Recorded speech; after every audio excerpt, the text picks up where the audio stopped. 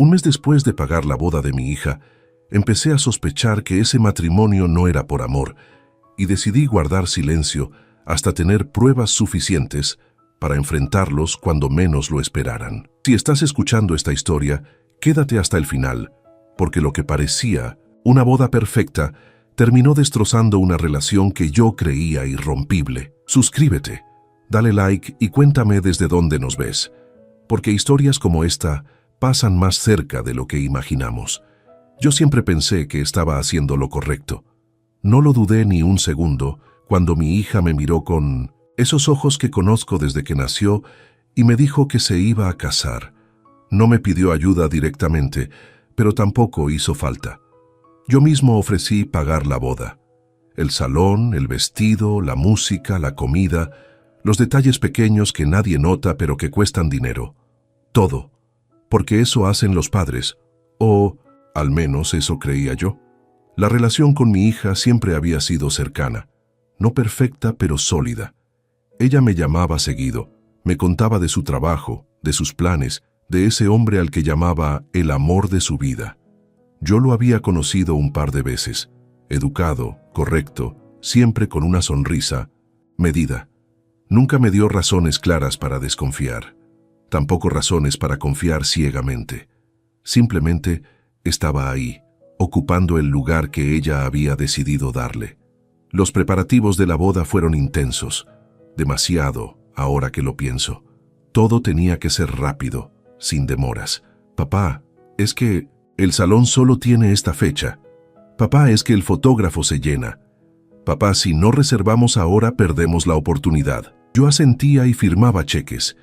Me repetía que era normal, que las bodas eran así, que los nervios, la prisa, el gasto, todo formaba parte del proceso. Había momentos tan pequeños, casi invisibles, que me incomodaban, como cuando mi hija evitaba hablar de planes a largo plazo.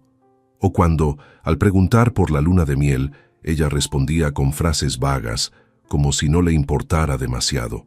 O cuando él hablaba más de organizar bien los papeles que de construir una vida juntos.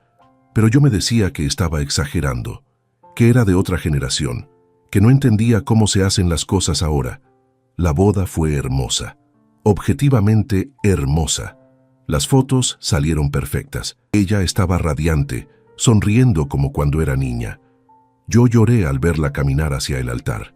Lloré de orgullo, de nostalgia, de sentir que había cumplido mi rol.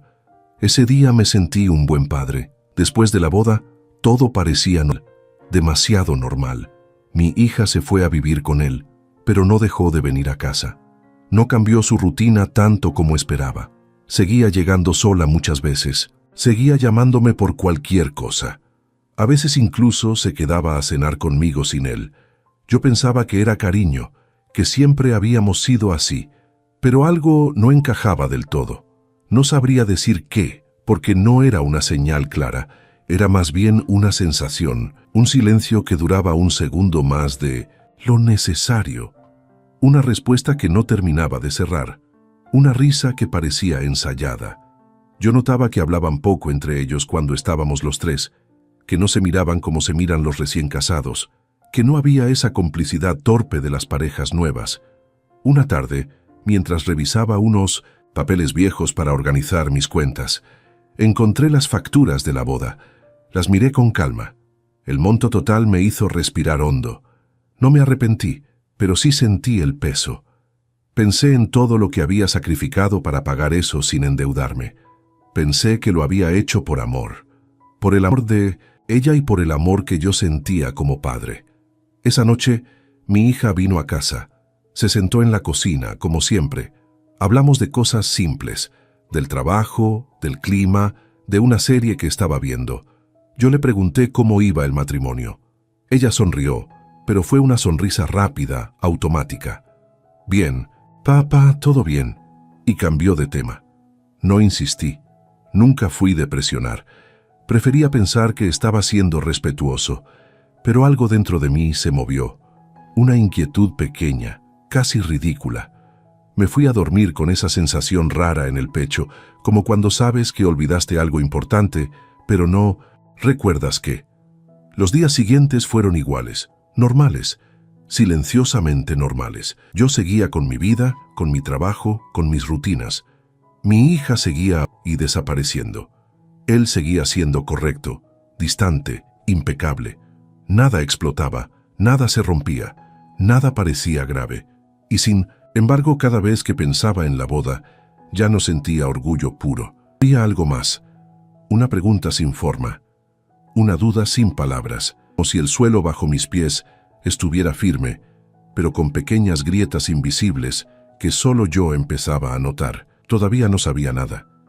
No tenía pruebas, no tenía certezas, solo una sensación persistente de que algo no estaba siendo dicho, y decidí, sin saber por qué, que iba a observar, a escuchar más, a hablar menos, porque cuando algo parece demasiado ordenado, demasiado correcto, a veces es porque hay algo que se está escondiendo muy bien. Con el paso de las semanas, empecé a notar algo que antes había pasado por alto, porque no quería verlo. No fue un descubrimiento repentino, fue más bien como cuando te das cuenta de que llevas rato cargando una mochila pesada y recién entonces sientes el dolor en los hombros. Todo estaba ahí desde antes, solo que yo lo había normalizado. Mi hija seguía viniendo a casa con la misma frecuencia, pero cada vez que lo hacía, había una especie de agenda invisible. No venía solo a verme, venía a pedir cosas, a veces dinero, a veces favores, a veces tiempo. Papá, ¿me puedes ayudar con esto?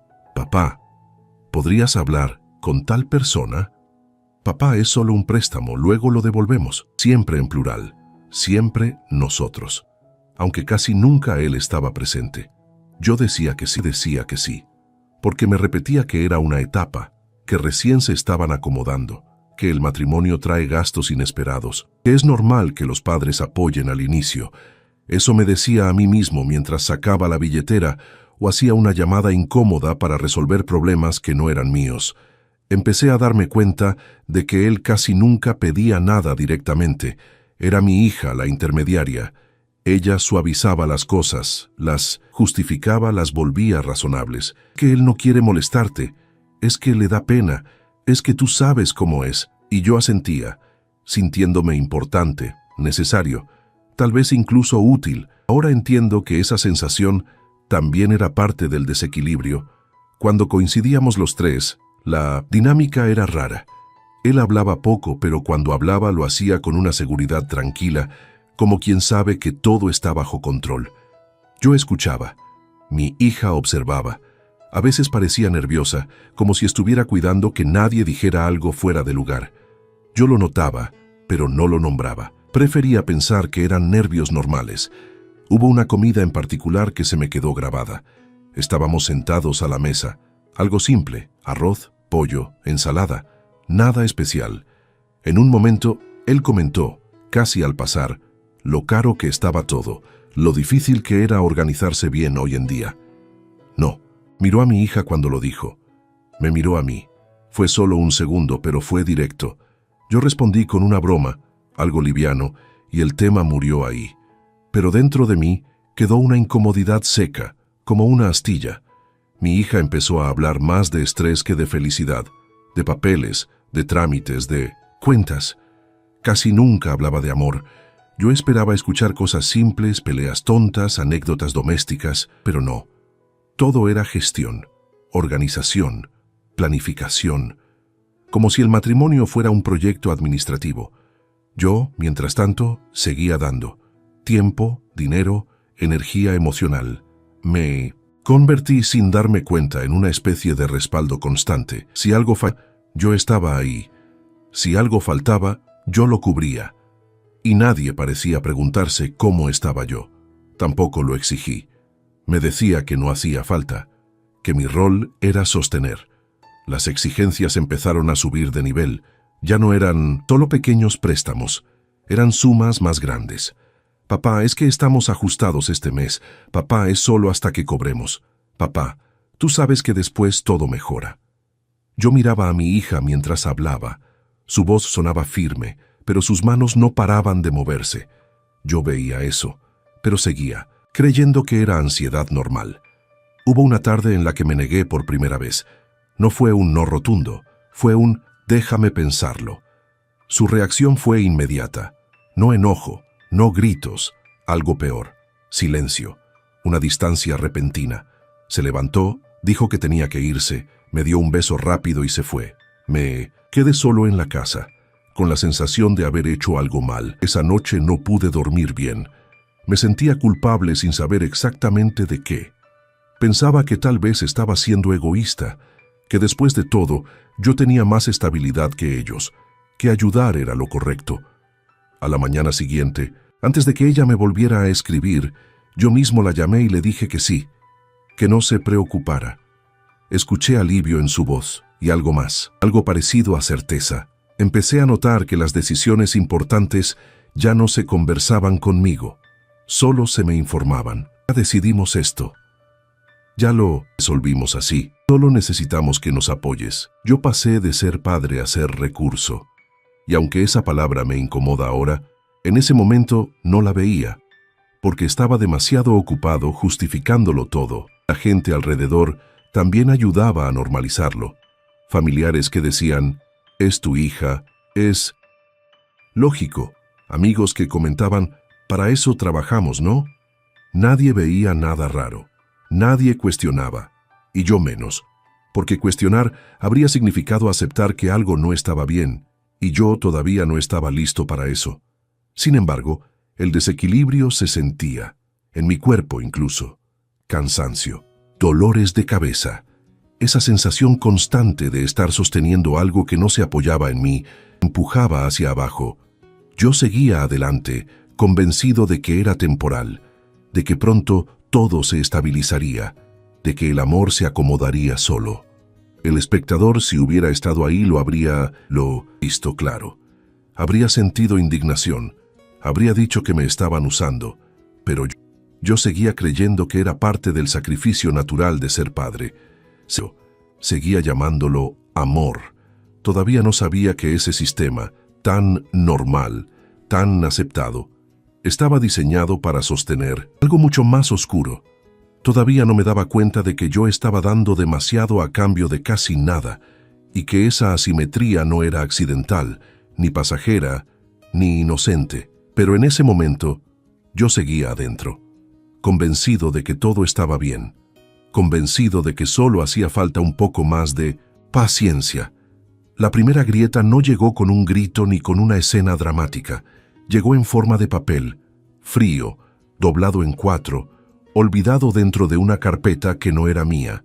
Y lo peor es que si no hubiera estado exactamente en el lugar y el momento equivocados, nunca lo habría visto. Ese día mi hija me pidió que pasara por su departamento porque había olvidado unos documentos importantes y necesitaba que se los llevara a su trabajo. Yo tenía llaves, siempre las tuve. Nunca pensé que eso fuera algo extraño. Era mi hija. Entré como siempre, saludé al silencio, dejé las llaves sobre la mesa y fui directo al escritorio que compartían. La carpeta estaba ahí abierta, con papeles desordenados. No estaba buscando nada más que lo que ella me había pedido, pero mis ojos se fueron solos a una hoja que tenía mi apellido escrito. Eso fue lo primero que me detuvo. Mi apellido, impreso, claro, en un encabezado que no entendí del todo. Sentí ese pequeño sobresalto que no sabes explicar, esa pausa interna donde algo te dice que pares. Pero no paré. Tomé la hoja. La leí rápido al principio, sin comprender.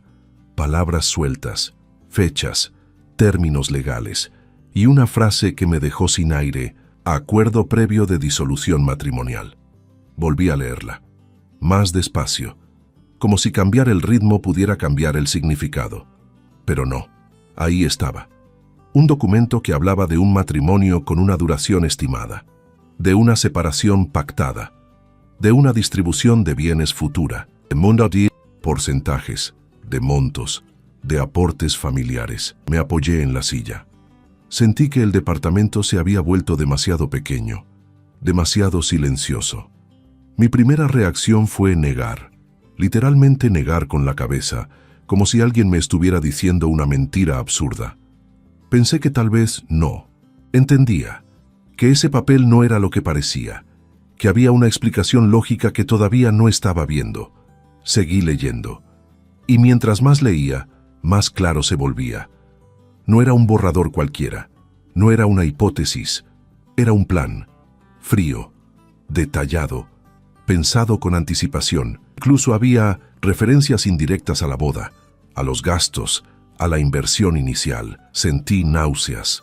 Lo primero que pensé fue que debía estar equivocado, que tal vez uno de los dos había sido engañado, que quizás mi hija no sabía nada de eso. Esa idea fue como un salvavidas. Me aferré a ella con fuerza porque la alternativa era demasiado dolorosa. Guardé la hoja exactamente como estaba. No tomé fotos, no la saqué, no hice nada impulsivo. Mis manos temblaban, pero logré cerrar la carpeta y dejarla en su lugar.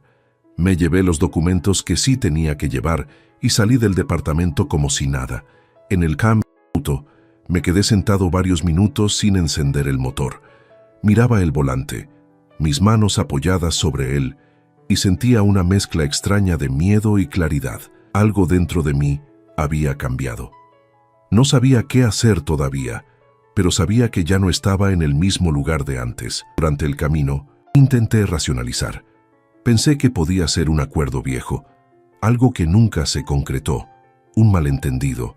Me repetí que no debía sacar conclusiones precipitadas, pero esa frase, acuerdo previo de disolución, volvía una y otra vez como un eco incómodo. Cuando le entregué los documentos a mi hija, la miré distinto. No pude evitarlo. Cada gesto suyo adquirió un peso nuevo, su forma de hablar, su sonrisa, la manera en que evitaba mirarme directamente cuando me agradeció. Yo asentí, fingí normalidad, pero por dentro estaba en estado de alerta. Esa noche no dormí.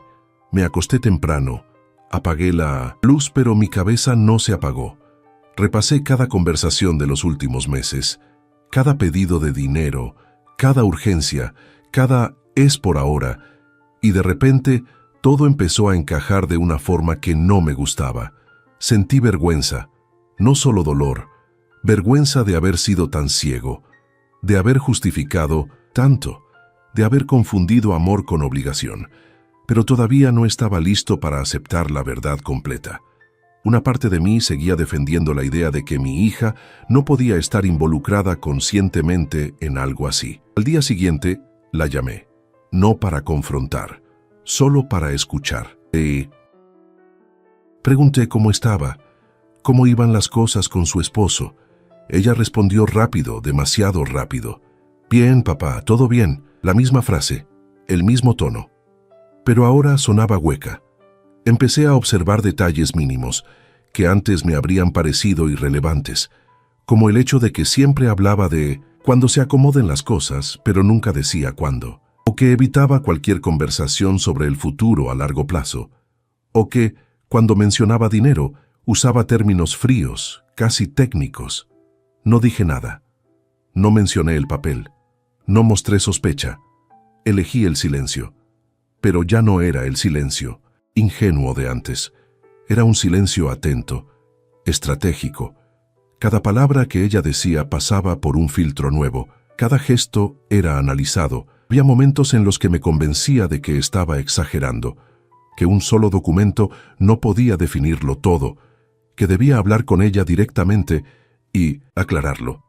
Pero algo me frenaba, una intuición pesada, como si supiera que preguntar demasiado pronto podía cerrar puertas que todavía necesitaba abiertas. También apareció el miedo, miedo a confirmar lo que sospechaba, porque una cosa es intuir algo y otra muy distinta es saberlo con certeza. Saberlo implicaba perder algo, no solo dinero, perder la imagen que tenía de mi hija, perder la tranquilidad de creer que todo había sido por amor. Pasé varios días así, funcionando en automático por fuera, en caos por dentro. En el trabajo me costaba concentrarme. En casa, el silencio se volvió más denso. Me descubrí revisando recuerdos antiguos, fotos de cuando ella era niña, buscando señales de que yo había fallado en algo, de que esto era, de alguna manera, culpa mía. Pero cada vez que volvía a pensar en el documento, algo se afirmaba en mí. No era una fantasía, no era una interpretación forzada. Era información concreta, innegable, y aunque todavía me resistía a aceptarla del todo, sabía que esa hoja había cambiado la dirección de mi vida. Esa fue la primera grieta, no una explosión, no una pelea. Fue una fisura silenciosa que atravesó todo lo que yo creía estable. Desde ese momento, ya no pude volver a mirar ese matrimonio como antes. Ya no pude seguir creyendo que todo era normal. Todavía había negación. Todavía había esperanza. Pero también había algo nuevo, alerta, y una certeza incipiente de que, si quería entender la verdad, tendría que mirar de frente, cosas que no estaba seguro de querer ver. Después de encontrar ese papel, intenté seguir con mi vida como si nada. Me obligué a hacerlo. Me levantaba, iba a trabajar, volvía a casa, comía, dormía, todo en orden por fuera. Por dentro, nada estaba quieto. Era como vivir en una casa donde una pared se ha rajado y fingir que no la ves, aunque sabes que en cualquier momento puede venirse abajo. Decidí no decir nada, ni a mi hija, ni a nadie, no porque fuera valiente, sino porque no estaba listo. Todavía necesitaba creer que había una explicación alternativa, algo que encajara sin destruirlo todo. Me repetía que observar no era traicionar, que esperar no era cobardía, era prudencia. Eso me decía, pero ya no observaba igual. Antes miraba con confianza, ahora miraba buscando, escuchaba entre líneas, medía silencios. Me di cuenta de que mi hija hablaba mucho cuando se trataba de justificar gastos, pero se quedaba corta cuando hablaba de emociones, que usaba palabras como conviene, sirve, es mejor así, incluso para cosas que supuestamente tenían que ver con amor. Empecé a notar cómo él aparecía y desaparecía. A veces pasaban días sin que lo mencionara. Otras veces lo nombraba solo para explicar una decisión práctica, nunca para contar algo íntimo, nunca para decir estamos felices o estamos construyendo algo. Era como si el matrimonio existiera solo en el plano funcional. Yo asentía, sonreía, respondía como siempre. Por dentro tomaba nota de todo, de la forma en que ella evitaba mirarme cuando hablaba de dinero, de cómo cambiaba el tono cuando yo hacía una pregunta directa, de cómo se tensaba si mencionaba el futuro más allá de unos pocos meses. Hubo una tarde en la que ella vino a casa y se sentó frente a mí, como tantas veces. Me habló de un problema económico, nada nuevo. Mientras hablaba yo la miré a los ojos y por primera vez sentí algo que me dolió más que la sospecha. Sentí que estaba actuando, no exagerando, no mintiendo descaradamente, actuando, como quien sigue un guión aprendido. Me pregunté cuántas veces antes había hecho lo mismo, aunque yo lo notara. Cuántas conversaciones habían tenido ellos dos sobre mí, sobre mis límites, sobre hasta dónde podían estirar la cuerda. Ese pensamiento me incomodó profundamente y lo aparté de inmediato. Me dije que estaba yendo demasiado lejos. La negación seguía ahí, fuerte, necesaria. Cada vez que algo encajaba demasiado bien con el documento que había visto, mi mente buscaba una salida. No sabes el contexto. Estás interpretando desde el miedo. No puedes juzgar a tu hija así. Me hablaba con dureza. Me corregía a mí mismo. Pero el cuerpo no mentía. Sentía un nudo constante en el estómago, una tensión en el pecho que no se iba. Empecé a despertarme de madrugada, con pensamientos repetitivos, escenas pasadas que se reordenaban solas, como si ahora tuvieran un sentido distinto. Recordé la prisa por casarse, las decisiones apresuradas, la forma en que nunca se habló de amor con profundidad, la insistencia en que yo pagara todo sin demasiadas preguntas. En ese nuevo marco nada parecía casual, y eso me daba miedo. Aún así, seguí ayudando. No corté nada, no cambié las reglas. No porque no quisiera, sino porque quería ver hasta dónde llegaban. Quería entender el alcance real de lo que estaba pasando. Me convencí de que si había algo oscuro, saldría a la superficie por sí solo. Y salió. De a poco, empezaron a pedirme cosas más específicas. No solo dinero, sino movimientos concretos, transferencias en fechas determinadas, firmas, garantías, todo envuelto en un discurso tranquilo, razonable. Yo escuchaba, hacía preguntas suaves, aparentaba ingenuidad, y ellos respondían con rapidez, como si ya hubieran ensayado esas respuestas. Me sorprendió darme cuenta de que ya no me dolía tanto escuchar esas cosas, me dolía más la claridad. Esa lucidez incómoda que te despierta cuando ya no puedes mentirte del todo. Empezaba a aceptar muy lentamente que quizás esto no era un error aislado, que había intención, organización, planificación, pero todavía me aferraba a una idea, que mi hija no podía ser plenamente consciente del daño, que tal vez estaba siendo manipulada, que alguien más llevaba el control. Esa narrativa me permitía seguir adelante sin romperme por completo. Al mismo tiempo, algo dentro de mí se estaba endureciendo. No en el mal sentido, se estaba volviendo más firme.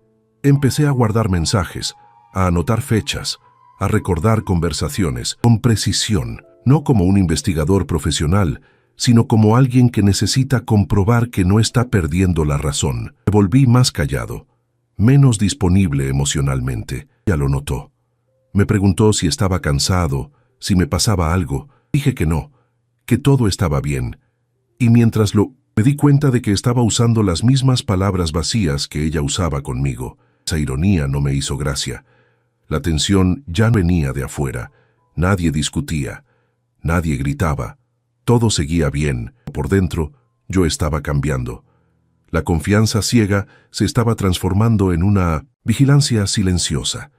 No desde el rencor, sino desde la necesidad de entender. Había momentos en los que deseaba estar equivocado, de verdad. Momentos en los que habría dado lo que fuera por encontrar una explicación inocente. Pero cada señal nueva se sumaba a las anteriores, formando un patrón que ya no podía ignorar. No era paranoia, era atención. Una atención que antes no había tenido porque no la había necesitado. Ahora sí, porque algo importante estaba en juego. No solo dinero, no solo orgullo, algo más profundo, mi lugar como padre, mi dignidad, la verdad de la relación con mi hija. Todavía no estaba listo para actuar. Todavía no había confrontación, pero ya no era el mismo hombre que pagó esa boda convencido de que lo hacía por amor. Algo en mí se estaba preparando, aunque yo aún no sabía exactamente para qué. Ese fue el tiempo más extraño, no el del golpe, sino el de la espera. El de caminar sabiendo que el suelo no es firme, pero sin saber dónde va a ceder. El de mirar a alguien que amas y preguntarte, en silencio, cuánto de lo que ves es real. Ahí se cocinó todo. En esa observación constante, en esa negación que ya no lograba taparlo todo, en esa conciencia lenta, dolorosa, irreversible, de que la verdad no iba a desaparecer solo porque yo quisiera que no existiera. Las confirmaciones no llegaron todas juntas. No hubo una sola prueba definitiva que me hiciera caer de rodillas. Fue peor que eso. Fueron pequeñas verdades que se fueron acumulando, una encima de otra, hasta que el peso se volvió imposible de ignorar. Cada una por sí sola podría haberse explicado. Juntas, formaban algo que ya no tenía escapatoria. La primera confirmación llegó de una forma casi absurda. Una llamada que no era para mí. Estaba en casa una tarde cualquiera cuando sonó mi teléfono. Era mi hija. Contesté con normalidad, pero del otro lado hubo silencio, respiración, luego una voz que no reconocí de inmediato. La de él. Dijo mi nombre con confianza. Demasiada. Se dio cuenta del error unos segundos después. Cortaron. Ella volvió a llamar enseguida, nerviosa. Se disculpó. Dijo que había marcado sin querer. Yo dije que no pasaba nada, colgamos.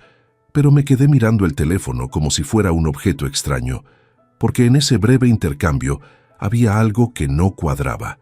Él hablándome como si yo fuera parte de una conversación habitual, como si ya me hubiera clasificado, medido. Empecé a recordar frases sueltas que antes no había registrado. Comentarios sobre cuando se cierre esa etapa, cuando ya esté todo repartido, cuando se termine el proceso. Palabras que, en su momento, había interpretado como estrés. Ahora sonaban a calendario. La segunda confirmación vino de alguien externo, una persona que no tenía por qué mentirme. Un conocido en común, alguien que había trabajado con el esposo de mi hija. Nos cruzamos por casualidad y en medio de una charla trivial mencionó algo que me heló la sangre. Dijo, sin mala intención, que él siempre había sido muy estratégico con sus relaciones, que sabía armarlas bien, que no daba puntadas sin hilo. No pregunté más, no necesitaba hacerlo. Me despedí educadamente y me fui. En el auto sentí una tristeza seca, profunda. No era rabia todavía, era la sensación de estar perdiendo algo que creías sólido, algo que pensabas que no podía romperse. Esa noche revisé mensajes viejos, conversaciones con mi hija, con calma, con una mirada que ya no buscaba excusas. Y ahí estaba, el patrón. Cada pedido importante coincidía con movimientos específicos. Cada urgencia tenía un motivo que ahora entendía. No era improvisación, era ejecución. Me dolió aceptar que no estaba frente a un malentendido, que no era una situación confusa, que no se iba a resolver con una charla honesta. Había intención, había cálculo y, lo más difícil de aceptar, había acuerdo. La idea de que mi hija pudiera estar participando conscientemente me costó más que cualquier otra cosa. Me resistí a ella con todas mis fuerzas. Durante días seguí buscando una forma de salvarla en mi cabeza. Pensé que tal vez no sabía los detalles, que alguien la había convencido, que estaba siendo usada tanto como yo. Pero entonces apareció la tercera confirmación, y esa ya no me dejó margen. Fue una conversación que ella no sabía que yo estaba escuchando. Estábamos en mi casa, ella en el patio, hablando por teléfono. Yo adentro, cerca de la ventana abierta. No estaba espiando. Simplemente ocurrió. Escuché mi nombre. Escuché cifras. Escuché fechas. Escuché una risa breve, nerviosa. Y luego una frase que me atravesó. Él no sospecha nada. Está tranquilo. Sentí que algo se rompía adentro. No fue un estallido. Fue más bien como cuando se quiebra un hueso por dentro sin hacer ruido. Me alejé de la ventana. Me senté. Respiré hondo. No salí. No dije nada. No la confronté. Todavía no. Pero en ese momento entendí algo fundamental. Ya no estaba defendiendo una ilusión. Estaba retrasando lo inevitable. Porque la verdad ya no era una posibilidad. Era un hecho. A partir de ahí todo cambió.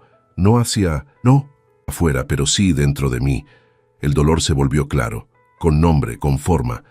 Ya no era confusión, era traición. Y aceptar eso fue devastador, pero también extrañamente estabilizador. Como si, al fin, el suelo dejara de moverse tanto porque ahora sabía dónde estaba parado. Empecé a verlos como lo que eran. No como víctimas de una situación complicada, sino como personas que habían tomado decisiones. Decisiones que me incluían, pero no me respetaban. Decisiones que usaban mi amor como herramienta. Me sentí usado, literalmente, como un medio para un fin. Y esa sensación me dio vergüenza al principio. Me pregunté cómo había permitido llegar hasta ahí. ¿Qué había hecho mal? ¿En qué momento dejé de ser persona para convertirme en recurso? Pero esa vergüenza no duró mucho. Fue reemplazada por una tristeza profunda, por el duelo de la imagen que tenía de mi hija, del vínculo que creía que teníamos, porque no se trataba solo de dinero, se trataba de confianza, de lealtad, de algo que, una vez roto, no vuelve a ser igual. Las confirmaciones siguieron llegando, aunque ya no eran necesarias. Comentarios descuidados, incongruencias, pequeñas mentiras que se notaban porque ahora sabía dónde mirar. Cada una dolía menos que la anterior, porque ya no me sorprendían. Lo que más me impactó fue darme cuenta de que ellos se sentían seguros, demasiado seguros. Actuaban como si el plan ya estuviera en marcha, como si nada pudiera salir mal, como si yo fuera una variable controlada, predecible, manipulable, y eso despertó algo nuevo en mí. No venganza, no odio, algo más frío, más firme, una decisión silenciosa de no seguir siendo parte pasiva de esa historia. Todavía no sabía cómo iba a actuar, pero sabía que no iba a quedarme quieto. Este bloque fue el más doloroso hasta ese momento, porque fue el del derrumbe interno, el de aceptar que ya no había tal vez que la traición no era una sospecha exagerada, sino una realidad construida con tiempo y cuidado. Después de esto, ya no podía volver atrás. Ya no podía fingir. Ya no podía justificar. La ilusión se había ido y en su lugar había algo duro pero real. Una claridad incómoda que me obligaba a elegir. Y aunque todavía faltaba el golpe más fuerte, aunque aún no conocía toda la verdad, ya estaba claro que lo que venía no iba a ser suave. Porque cuando alguien se siente tan seguro de estar usando a otro, suele cometer un error. Olvidar que la persona usada también puede despertar. Ese fue el final de mi ingenuidad, el punto exacto en el que dejé de ser solo un padre confundido y empecé a convertirme en alguien que estaba listo para mirar de frente lo que venía. La revelación no llegó como un descubrimiento casual esta vez. Llegó porque yo la busqué. Porque después de todo lo que había visto, escuchado y sentido, entendí que ya no podía seguir viviendo en esa especie de limbo emocional donde todo dolía, pero nada se decía. Necesitaba la verdad completa, no una parte, no una versión. Suavizada, la verdad entera, aunque me destruyera. Esperé el momento exacto, no fue impulsivo, no fue una explosión de rabia, fue frío, calculado. Elegí un día en el que sabía que ambos se sentían cómodos, confiados, un día cualquiera, sin tensión aparente. Los invité a cenar a casa. Aceptaron sin dudar. Eso ya decía mucho. Vinieron tranquilos, relajados. Mi hija incluso llevó un postre. Él hizo un comentario banal sobre el tráfico. Todo parecía normal, demasiado normal. Yo los observaba desde adentro, como si ya no formara parte de la misma escena, como si estuviera viendo una obra cuyo final ya intuía. Cenamos, hablamos de cosas superficiales. Yo asentía, hacía preguntas ligeras, me mostraba disponible. Por dentro sentía una calma extraña. No paz, claridad. Esa calma que aparece cuando ya tomaste una decisión y no hay marcha atrás. Después de levantar la mesa, les pedí que se quedaran un momento más. Mi hija me miró con curiosidad, él con atención. Fui hasta el estudio y volví con una carpeta. La puse sobre la mesa, despacio. El sonido del cartón al tocar la madera fue más fuerte de lo que esperaba. No grité, no acusé, empecé hablando bajo. Les dije que necesitaba entender algo, que había encontrado información que no cuadraba, que quería que me explicaran con honestidad qué estaba pasando realmente con su matrimonio. El silencio fue inmediato. Mi hija bajó la mirada. Él se quedó quieto. Nadie habló durante unos segundos que parecieron eternos. Yo esperé, no los apuré, porque ya sabía. Él fue el primero en hablar. Dijo que había malentendidos, que las cosas no eran como parecían, que había documentos que se redactan por precaución. Usó palabras elegantes, técnicas, frías. Yo lo dejé terminar. Luego abrí la carpeta, saqué las copias, las puse sobre la mesa una a una. El acuerdo, las fechas, las cifras, las cláusulas, las referencias a aportes externos, a la boda, a mí, todo estaba ahí. Ya no había forma de esconderlo. Mi hija levantó la cabeza. Sus ojos estaban llenos de algo que no era sorpresa. Era resignación. Y ahí fue cuando todo se cayó. Ella habló. No lloró. No gritó. Habló como quien repite algo que ya se dijo muchas veces en privado. Me dijo que sí, que el acuerdo existía, que no había sido una idea improvisada, que lo habían hablado antes de casarse, que el matrimonio tenía un plazo, que el divorcio estaba pactado, que el objetivo era salir bien parados. No dijo aprovecharnos, no dijo usarte, pero tampoco lo negó. Sentí una presión en el pecho tan fuerte que tuve que apoyar la mano en la mesa, pero no interrumpí. Necesitaba escuchar todo. Necesitaba saber hasta dónde llegaba la traición. Ella siguió. Dijo que al principio le había parecido una locura, pero que él la había convencido, que no era tan grave, que así funcionan muchas cosas, que el amor no siempre es suficiente, que el dinero da seguridad, que yo no iba a salir lastimado. Esta frase me rompió. No ibas a salir lastimado. Ahí entendí todo. Entendí que no había sido un error, ni una confusión, ni una manipulación unilateral. Había sido una decisión consciente, tomada en frío, donde yo era una variable más. Lo miré a él, seguía en silencio, no con culpa, con cálculo, como si estuviera evaluando si todavía había margen para negociar, para suavizar, para salvar algo. Le pregunté directamente si el plan incluía el dinero de la boda. Asintió, sin rodeos. Dijo que sí, era parte de la inversión inicial, que estaba contemplado, que en el divorcio todo se repartiría según lo acordado. En ese momento, algo se desconectó dentro de mí. No sentí rabia inmediata, sentí vacío, un vacío limpio, como si alguien hubiera apagado una luz que llevaba mucho tiempo encendida a la fuerza. Me di cuenta de que ya no los veía como mi hija y su pareja. Los veía como dos adultos que habían decidido usarme. Y esa claridad fue devastadora, pero definitiva. No levanté la voz, no insulté.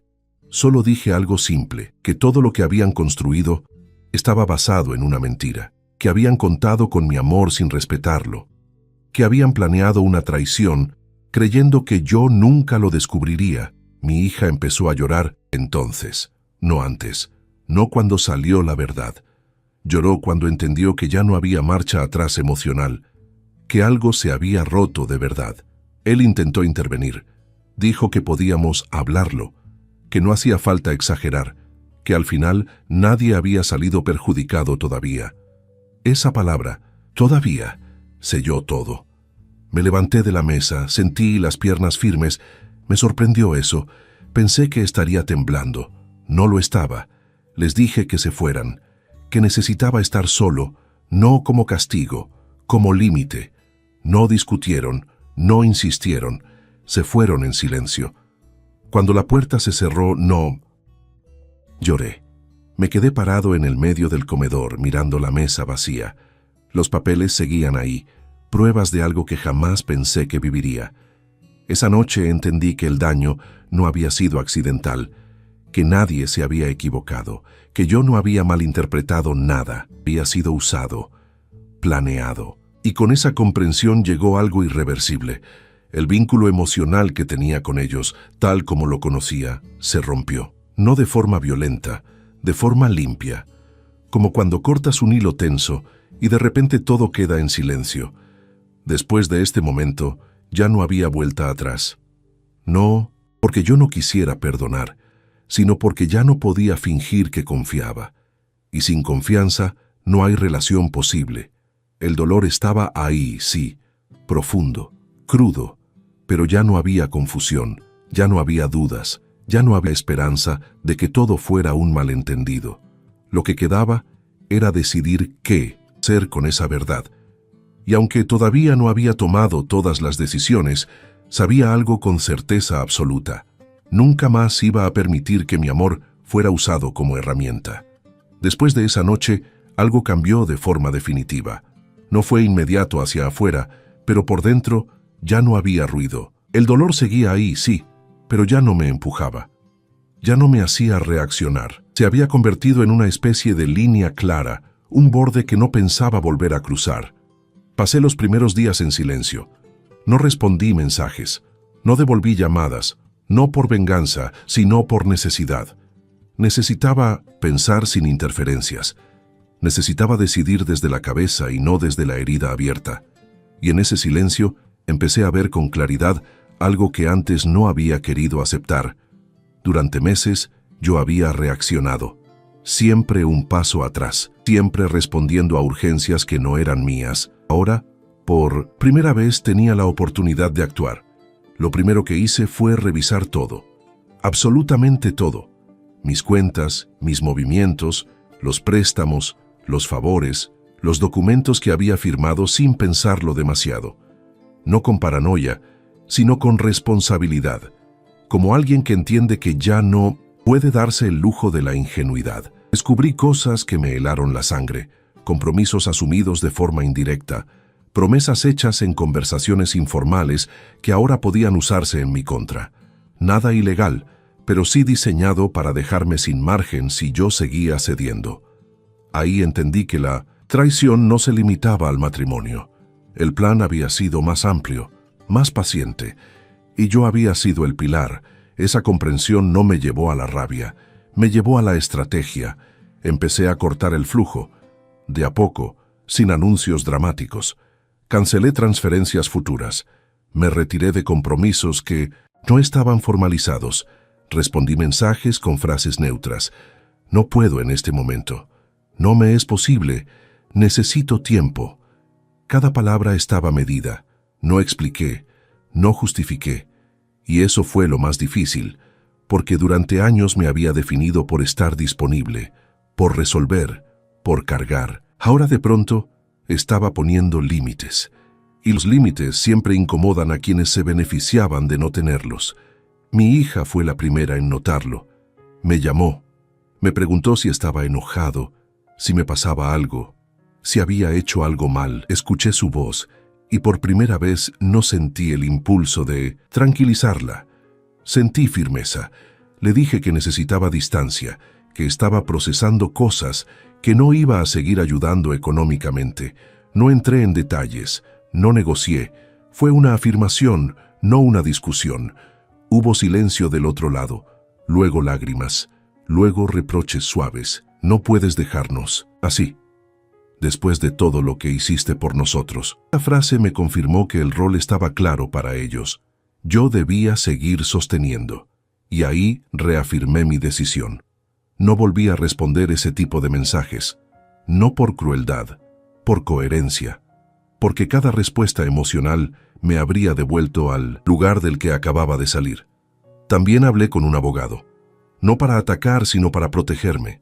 Para saber exactamente dónde estaba parado. ¿Qué podían exigir? ¿Qué no? ¿Qué documentos tenían peso y cuáles no? Necesitaba información, no consuelo. Ese paso fue clave, porque me devolvió algo que había perdido sin darme cuenta. Control. No sobre ellos, sino sobre mi propia vida. Con cada decisión concreta, sentía cómo el poder se reacomodaba. Ya no estaba en sus manos. Ya no dependía de su narrativa. Yo tenía hechos, límites y una dirección.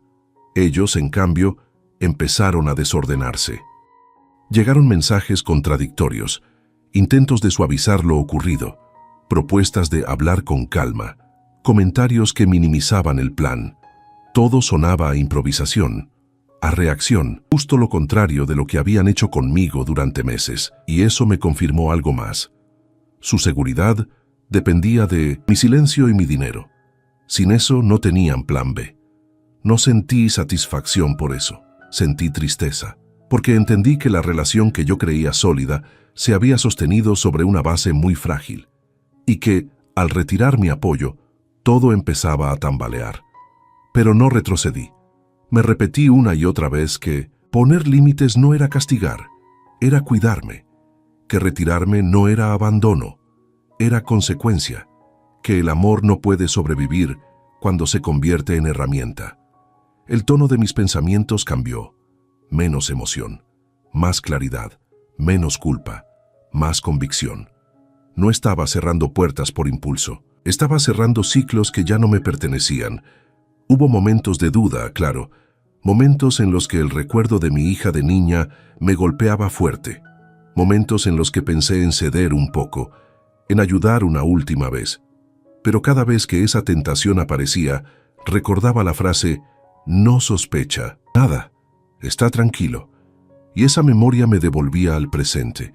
Entendí que recuperar el poder no es gritar más fuerte ni imponer miedo. Es dejar de reaccionar. Es no moverte cuando otros esperan que lo hagas. Sostener el límite incluso cuando duele. Ese fue el verdadero cambio.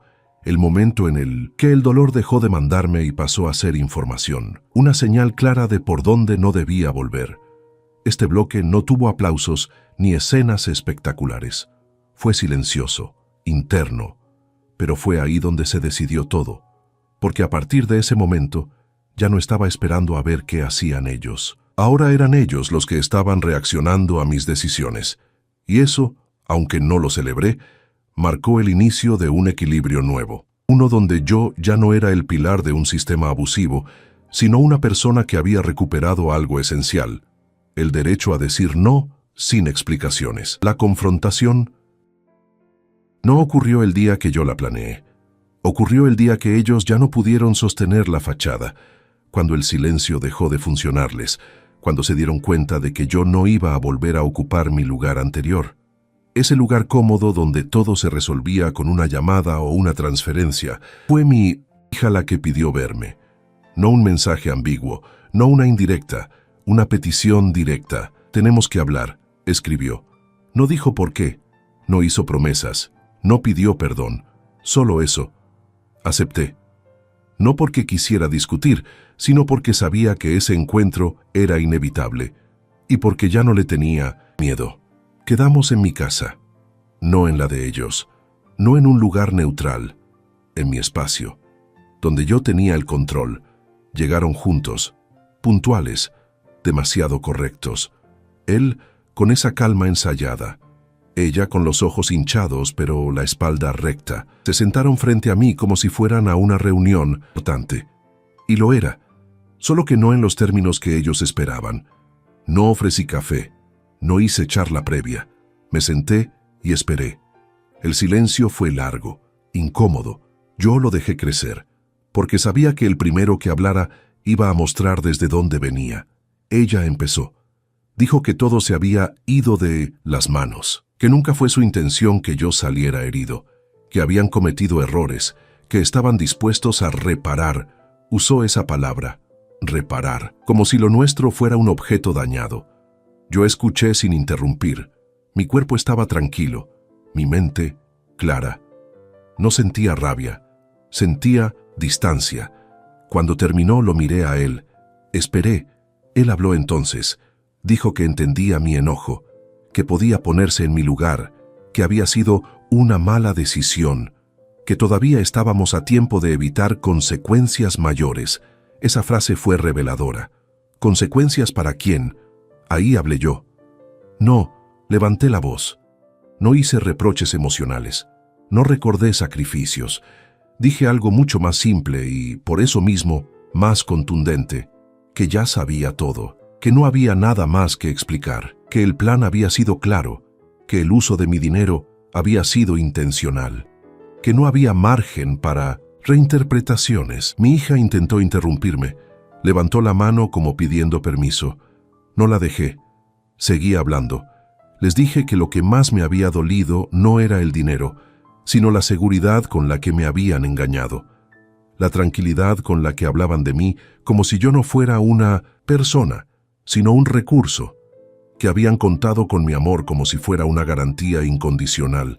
Ella empezó a llorar, esta vez de verdad, no el llanto contenido, no el llanto estratégico, un llanto desordenado.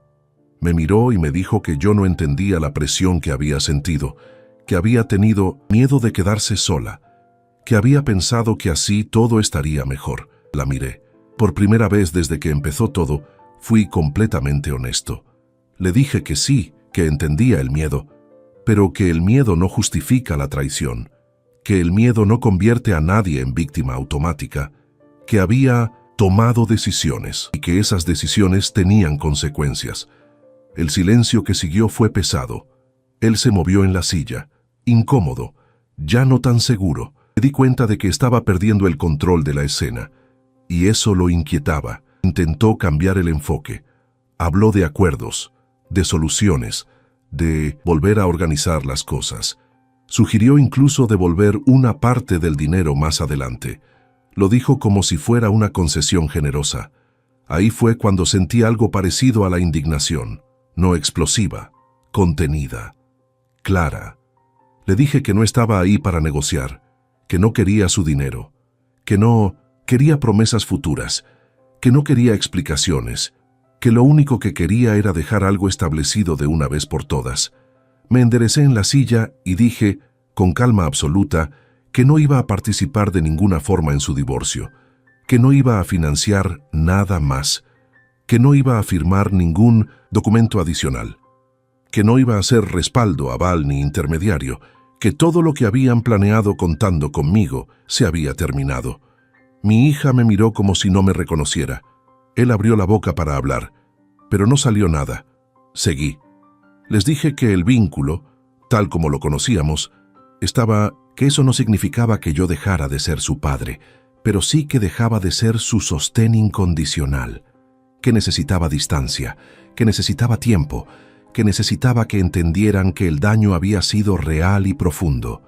Ella me pidió que no la abandonara. Usó esa palabra, abandonar. Respiré hondo antes de responder, porque sabía que esa frase era un intento desesperado de devolverme al lugar de siempre. Le dije que no la estaba abandonando, que me estaba retirando de una dinámica que me había lastimado, que cuidarme no era abandono, que los límites no eran castigo, que seguir como si nada hubiera pasado sí habría sido traicionarme a mí mismo. Eso la desarmó.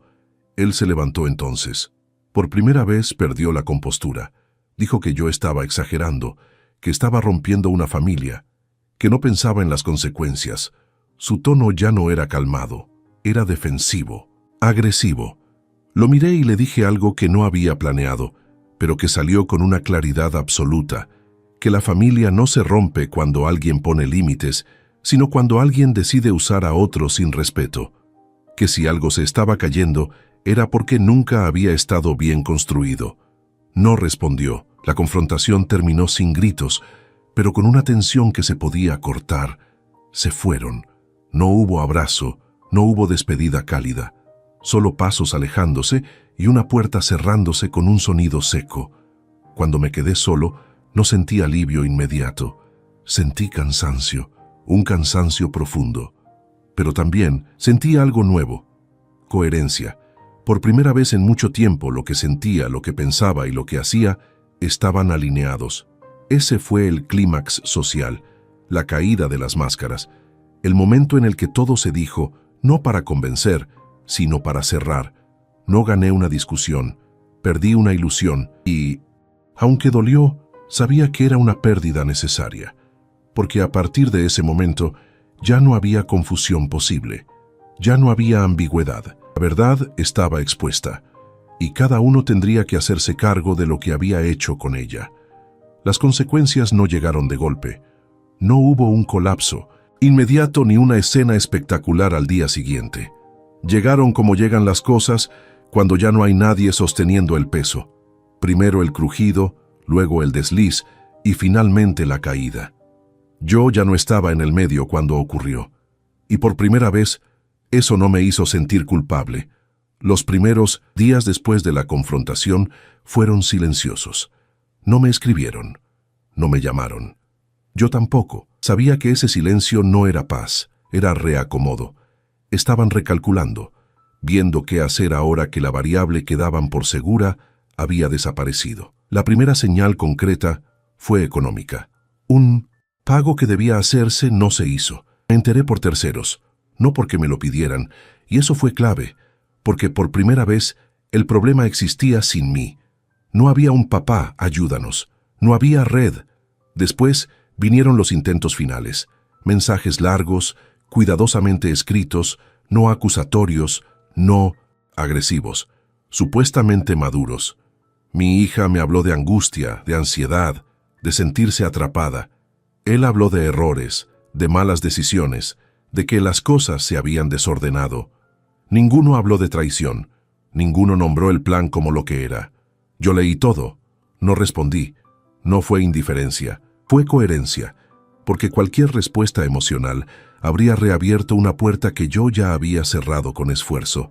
Entendí que este era el último tramo, el momento en el que el sistema abusivo intentaba sobrevivir usando sus últimas herramientas: culpa, urgencia, dramatización. Y fallaron. Sin mi respaldo, empezaron a aparecer las grietas entre ellos. No me lo contaron directamente, pero me llegó igual. Discusiones, reproches cruzados, culparse mutuamente por no haber calculado bien, por haber confiado demasiado. Me impactó una cosa en particular. En ningún relato aparecía el daño que me habían hecho, solo aparecía la pérdida de lo que esperaban ganar. Eso terminó de cerrar algo dentro de mí. El divorcio, ese que habían planificado como un trámite limpio y rentable, se volvió un problema real, sin dinero asegurado, sin bienes suficientes, sin margen. Los acuerdos previos empezaron a desarmarse. Lo que estaba escrito no alcanzaba sin recursos que lo sostuvieran, y ahí apareció el conflicto verdadero. Intentaron que yo interviniera, de forma indirecta, a través de familiares, de conocidos. Comentarios del tipo, quizás podrías ayudar a que esto no se complique. Yo escuché todo y dije no, siempre no, sin explicaciones largas, sin discursos. Un no tranquilo, firme, definitivo. Mi hija vino una última vez, sin él. No estaba enojada, estaba derrotada. Se sentó frente a mí como cuando era adolescente, pero con una mirada que yo no le conocía. Me dijo que todo había salido mal, que nada había funcionado como esperaban, que ahora no sabía qué hacer. La escuché. No la abracé, no la rechacé.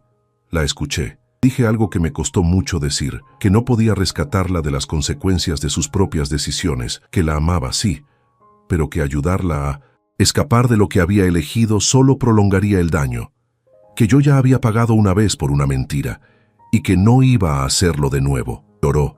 Se fue. No hubo reconciliación. A partir de ahí, el colapso fue rápido. El matrimonio se volvió insostenible. La convivencia se rompió. El divorcio llegó. Antes de lo que habían planeado, pero sin beneficios, sin ganancia, sin reparto favorable, solo desgaste, deudas y reproches. El plan se vino abajo por completo, y yo no hice nada más. No intervine, no celebré, no comenté, dejé que la realidad hiciera su trabajo, porque cuando quitas el pilar de una estructura falsa, no hace falta empujarla. Se cae sola. Sentí tristeza, sí, mucha, pero también sentí algo que no había sentido en meses, alivio sin culpa. La certeza de que no había traicionado mis valores para sostener una ficción, de que había elegido el camino difícil, pero honesto. El viejo orden murió ahí, ese en el que yo era proveedor automático, solucionador eterno, soporte silencioso. Murió sin ruido, sin ceremonia, pero murió. Y aunque el precio fue alto, supe que era irreversible, porque volver atrás habría significado negar todo lo que había aprendido, negarme a mí mismo. Ese fue el verdadero clímax de poder, no cuando ellos perdieron lo que esperaban ganar, sino cuando yo dejé de perderme a mí para sostenerlos. Después de eso, ya no hubo manipulación posible, ya no hubo marcha atrás, solo consecuencias, reales, definitivas, y por primera vez en mucho tiempo, yo no fui parte del problema. Fui testigo de cómo, sin mi sostén, la mentira no pudo sobrevivir. El silencio que vino después fue distinto a todos los anteriores. No era tenso, no era expectante, no era ese silencio incómodo que anuncia una explosión. Era un silencio estable, pesado, sí, pero firme, como cuando el polvo finalmente se asienta después de un derrumbe y ya puedes ver el terreno real, sin adornos. Mi casa volvió a sentirse mía, no porque antes no lo fuera, sino porque dejó de ser un lugar de tránsito emocional, de reuniones cargadas de dobles intenciones, de conversaciones donde siempre había algo que no se decía. Volví a sentarme en la cocina sin esperar llamadas, volví a dormir sin despertarme sobresaltado, volví a caminar por mi propia vida sin sentir que debía estar disponible para resolver algo ajeno. Los primeros meses fueron extraños, no por lo que pasaba, sino por lo que ya no pasaba. Nadie pedía, nadie exigía, nadie urgía.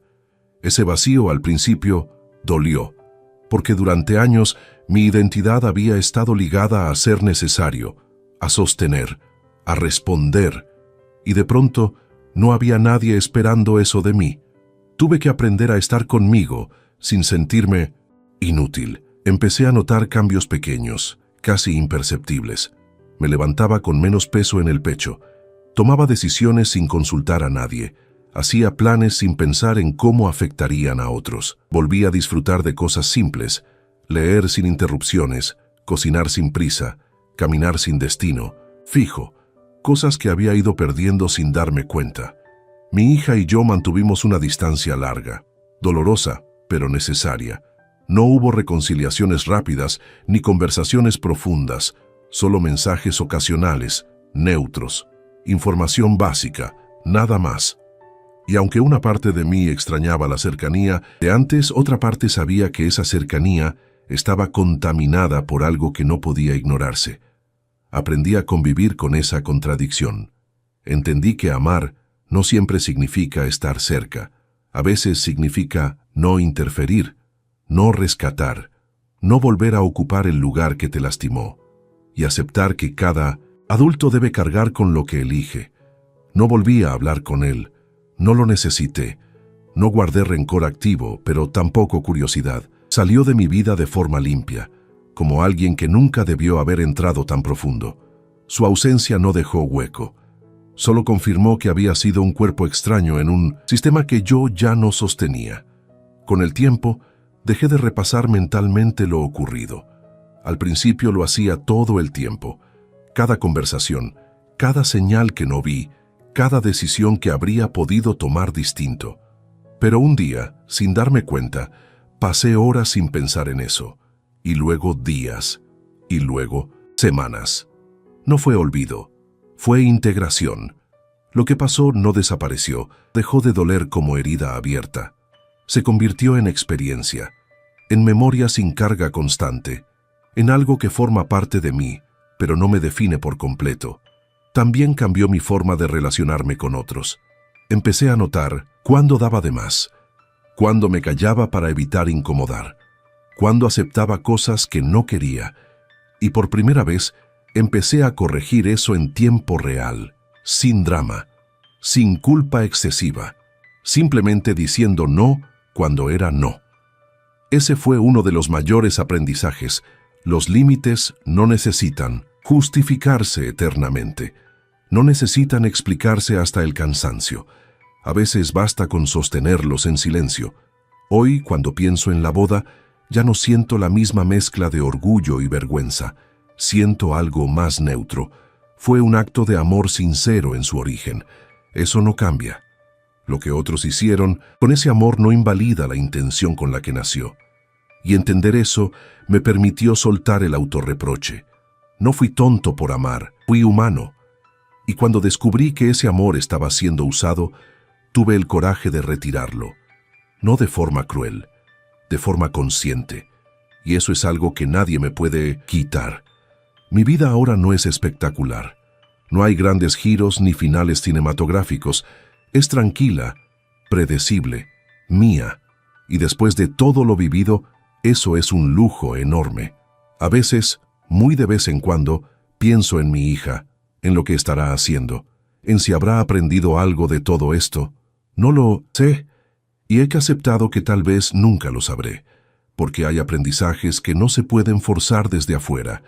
Lo único que sé con certeza es esto: ya no vivo esperando ser necesario para sentirme valioso. Ya no confundo amor con sacrificio constante. Ya no me traiciono para sostener una imagen. El lío. Nuevo equilibrio no llegó con alegría explosiva. Llegó con una calma sobria, adulta, firme. Esa calma que aparece cuando dejas de luchar contra la realidad y empiezas a vivir dentro de ella. No gané una guerra, perdí una ilusión, pero a cambio recuperé algo mucho más importante: el respeto por mí mismo. Y desde ahí todo lo demás empezó lentamente a ordenarse solo.